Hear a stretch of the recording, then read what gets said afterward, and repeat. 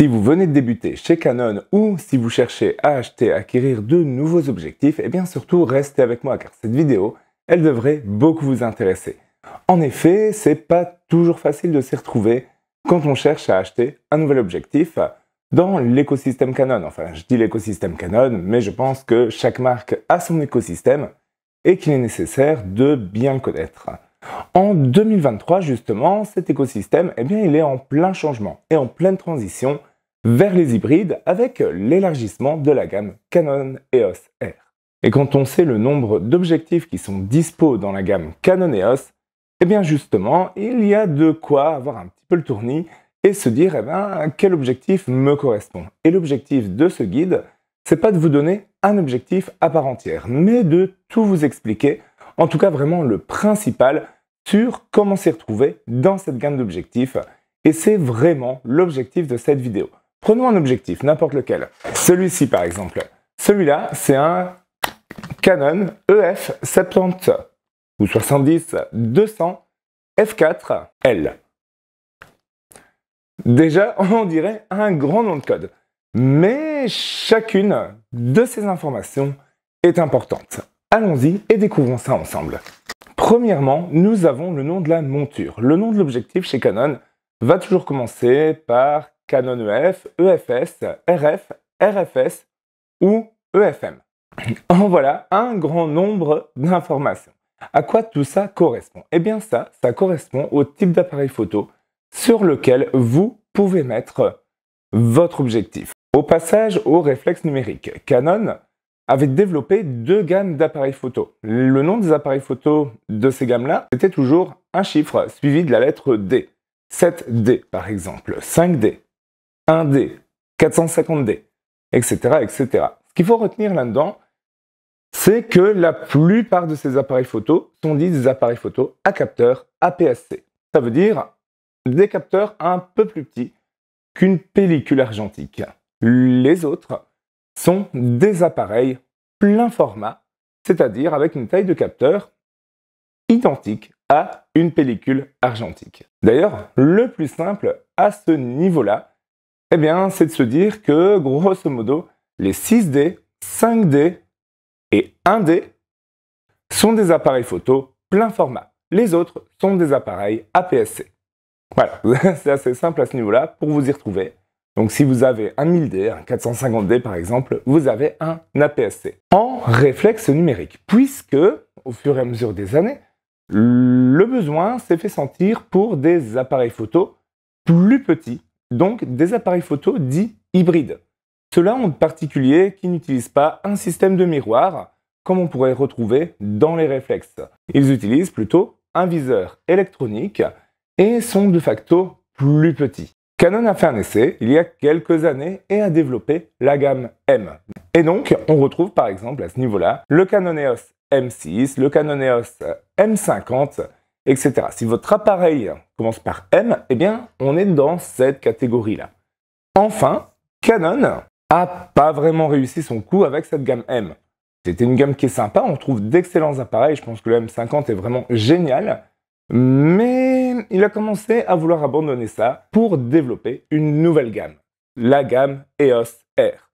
Donc ici, on va retrouver les appareils actuellement EOS R, EOS RP, EOS R5, EOS R6, EOS R3 et depuis peu le R7, le R10. On parle également peut-être d'un R50 en développement à l'heure où je tourne cette vidéo. Eh bien cette gamme-là, elle est également partagée entre des appareils plein format et des appareils à capteur APS-C, donc des capteurs plus petits. Et à ce niveau-là, qu'est-ce qu'on va retrouver? Eh bien on va retrouver en plein format le EOS R, le EOS RP, le EOS R5, le R6, le R3 et en APS-C, on va retrouver la gamme R7 et R10 à l'heure où je tourne du coup cette vidéo. Normalement, il devrait y en avoir d'autres qui vont arriver. À mon avis, tous ceux que j'ai pas cités vont se retrouver dans ce APS-C pour l'instant, vu que la gamme me paraît déjà plus ou moins assez complète. Peut-être un R1 un jour, pourquoi pas, mais en tout cas pour l'instant, c'est ce qu'on retrouve dans la gamme chez Canon EOS. Donc là pour l'instant, je vous ai donné un aperçu de la gamme. Ok, mais je vous ai dit que j'allais vous parler d'objectifs et ici je me retrouve à vous parler de la gamme complète de Canon. Et bien pourquoi? Eh bien parce que justement, à chacune de ces grandes familles que je viens de vous citer correspond un type d'objectif bien précis de base et certains peuvent aller sur d'autres, mais pas inversement. Laissez-moi vous expliquer. Historiquement, Canon a lancé les gammes EF et EFS. La gamme EF, eh bien, c'est la gamme qui est destinée avant tout aux appareils photo à plein capteur. Donc, les appareils photo 6D, 5D, etc. en réflexe. Attention, elle fonctionne également sur les appareils photo à plus petits capteurs. Et donc, de base, c'est pour ce type d'appareil photo. Maintenant, Canon a aussi développé la gamme EF-S, qui est pour les appareils photo réflexes à plus petits capteurs. Donc, plus ou moins tous les appareils avec un chiffre puis des derrière, excepté ceux que je viens de vous citer. Par contre, cela ne fonctionne pas du coup sur les appareils photo à grand capteur. Théoriquement, il y a moyen de les brancher dessus, mais vous aurez comme une zone noire tout autour de votre photo. Simplement, le capteur est trop grand pour la surface couverte par l'objectif. On va dire ça comme ça, même si je fais un petit raccourci technique. Donc, la gamme EF sur ces deux types d'appareils photo. La gamme EFS uniquement sur les réflexes Canon EOS à petit capteur. Attention!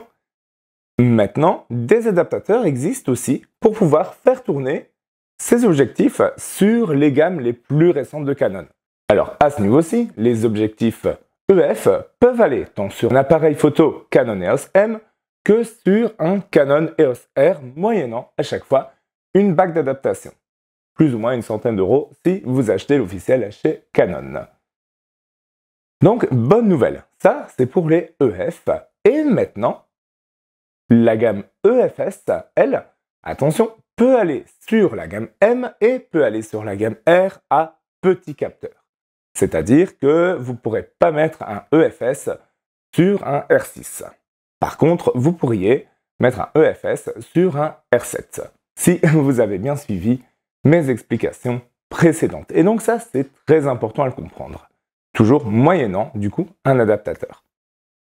Maintenant, les objectifs de la gamme M, eux, sont uniquement pour la gamme M. Donc, les EFM, eux, ne pourront être utilisés que sur un M50, un M6, par exemple. Et maintenant, les deux nouvelles montures de Canon, RF et RFS, ont un petit peu la même logique. Le RF peut aller sur toute la gamme R, tandis que le RFS, c'est pour la gamme R à petit capteur. Je dis petit capteur, c'est quand même un bon capteur, hein, attention. Mais uniquement donc sur actuellement le R7, le R10 et éventuellement d'autres appareils que Canon sortirait avec des capteurs APS-C.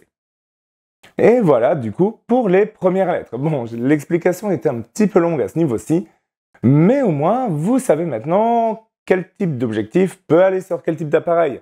Et comme on est en pleine transition justement à ce niveau-là, je pense que c'était réellement important de connaître ça.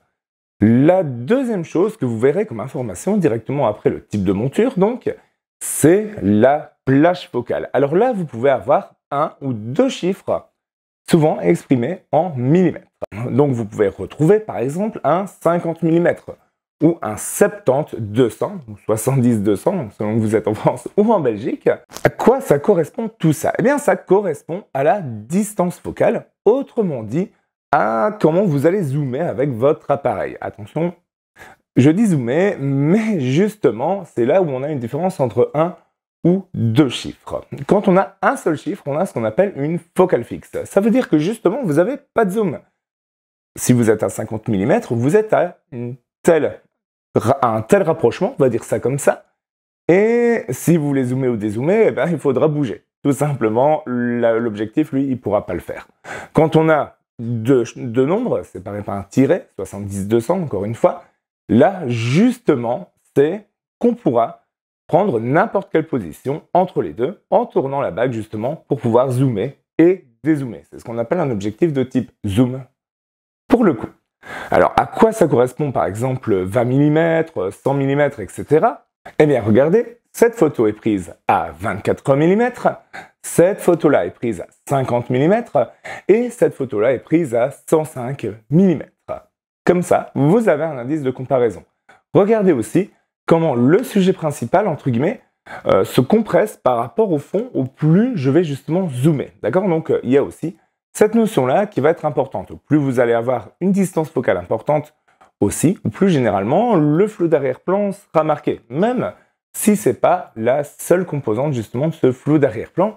Et on y vient tout de suite avec l'ouverture qui est généralement le nombre qui va suivre cette distance focale. Et là, qu'est-ce qu'on retrouve? Mais on retrouve des choses comme f2.8, f1.8, f4, ou parfois, et même souvent sur les objectifs les moins chers, on retrouve deux nombres. f4, 5,6 par exemple, ou f3.5, 5,6, ou pas mal de choses dans le genre. Eh bien, encore une fois, à quoi ça correspond? Eh bien, ça correspond à l'ouverture maximale de votre objectif. Dites-vous qu'au plus ce nombre est faible, au plus l'ouverture est grande. Et donc, à quoi ça sert une grande ouverture au final? Eh bien, si vous n'avez pas regardé mon tuto sur les bases de la photo, et que vous voulez une petite explication rapide, eh bien, au plus justement ce chiffre est faible, au plus l'objectif peut être lumineux, au plus vous pouvez avoir une image qui se détache du fond, un sujet qui se détache du fond, avec un beau flou d'arrière-plan, et c'est pas tout, au plus vous allez pouvoir avoir de la lumière qui va revenir dans votre appareil pour un temps de pause équivalent. Ça veut dire qu'en gros, au plus l'objectif il est lumineux, au plus vous pouvez aussi photographier dans un environnement sombre, par exemple. Quand on fait du portrait, généralement, on aime bien un objectif très lumineux aussi pour avoir justement ce sujet qui va bien se détacher de l'arrière-plan, même si c'est pas une composante universelle. Et donc là, c'est pareil. Quand il n'y a qu'un seul chiffre, on parle d'une ouverture constante. Alors, si c'est une focale fixe, il y aura d'office qu'un seul chiffre. Mais si vous avez un zoom, eh bien, il est possible que vous ayez deux chiffres. Dans ce cas-là, le premier chiffre, mettons qu'on soit sur un f3.5-5,6, eh bien f3.5 c'est l'ouverture maximale quand vous êtes à la position minimum du zoom et quand vous zoomez, eh bien progressivement l'ouverture de votre objectif maximal va descendre et donc vous aurez un nombre plus élevé au minimum. J'ai ici par exemple un 24-105, un RF justement 24-105, si vous vous souvenez de ce que j'ai expliqué au début de la vidéo. Et ce RF 24-105, il ouvre entre f4 et f7.1. Ça veut dire que du coup, ici, quand je suis au minimum, que je suis en grand angle, à 24 mm donc, je peux ouvrir jusqu'à f4. Maintenant, si je vais zoomer à fond, comme ici, donc là je suis à 105 mm, je pourrais du coup ouvrir au maximum à 7.1. Et quand je suis ici, au milieu, eh bien, je pourrais ouvrir au max une ouverture comprise entre f4 et 7.1. Là, on ne sait pas trop dire, ça dépend un petit peu de où on se situe sur la plage focale. Mais c'est ça, du coup, qu'il faut comprendre. Quand vous avez un nombre, eh bien, l'ouverture reste constante. Si c'est une focale fixe, vous aurez d'office un nombre. Et si vous voulez un zoom avec une ouverture constante, ça coûte assez cher. Mais si vous avez deux nombres, eh bien, votre ouverture va dépendre d'à quel point vous zoomez avec votre zoom, justement. Il y a encore plusieurs petites choses qu'on pourrait savoir, qu'on pourrait vouloir savoir dans un objectif. Premièrement, souvent, est-ce qu'il y a marqué macro? S'il y est marqué macro sur le nom de l'objectif, qu'on dit que c'est un objectif macro, ça veut dire que vous pouvez aller photographier des objets assez petits, ou des insectes, etc., des petites fleurs, là où un objectif qui ne sera pas macro, lui, justement, le focus va s'arrêter. Vous ne pourrez pas avoir votre petit sujet net avec un objectif qui n'est pas macro. Généralement, ces objectifs coûtent aussi un peu plus cher. Vous avez aussi l'abréviation IS, pour Image Stabilizer. Là, ça veut dire que votre objectif, à l'intérieur, il y a un système qui vous permet de stabiliser votre prise de vue. Ça sert si vous faites des vidéos et ça sert aussi si vous manquez un petit peu de lumière et que votre vitesse n'est pas assez rapide. Eh bien, le stabilisateur d'image va venir compenser un petit peu ça.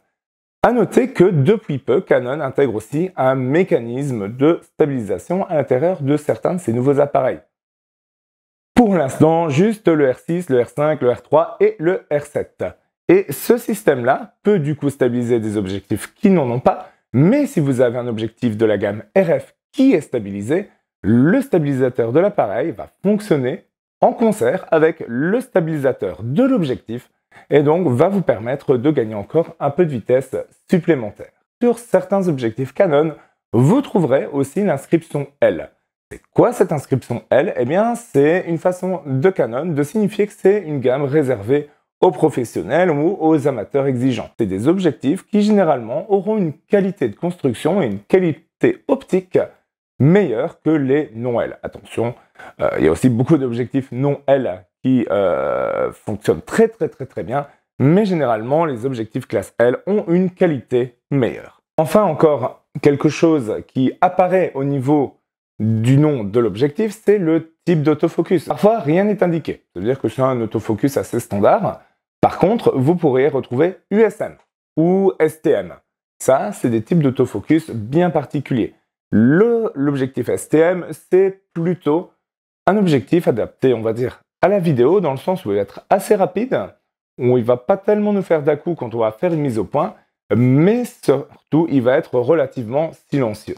Vous retrouvez aussi le système d'autofocus USM, pour Ultrasonic Motorization, qui lui est un type d'autofocus qui est super rapide et super précis. Il y a aussi une dernière caractéristique qui est importante à savoir, qui n'est pas vraiment dans le nom de l'objectif, mais que vous pouvez retrouver dans les caractéristiques ou indiquer directement avec une sorte de petit symbole qui ressemble à un haut barré. Eh bien, c'est le diamètre de votre objectif. Ça, si vous utilisez des filtres, par exemple, moi je vous conseille d'utiliser un filtre UV. C'est un filtre qui est surtout utile parce qu'il ne va pas tellement altérer votre image, mais qui va être transparent, qui ne va pas avoir d'effet vraiment sur votre image, mais qui va du coup protéger la lentille. C'est-à-dire qu'ici, si je viens malencontreusement à rayer mon objectif, eh bien, c'est le filtre qui va prendre. Et donc, du coup, vous avez ça. Donc ça, je vous conseille d'en prendre un pour chacun de vos objectifs. Mais vous avez aussi d'autres types de filtres qui rajoutent pas mal d'effets sur vos photos. Eh bien, là, le chiffre que je viens de vous dire, ici par exemple, j'ai un 0 barré avec un 67 mm dessus, c'est le diamètre en fait qu'il faut pour ce type de filtre. Donc vous verrez que chaque filtre, eh bien, il y aura un diamètre différent. Quel est le diamètre pour votre objectif? Eh bien, celui qui est indiqué à ce niveau-ci.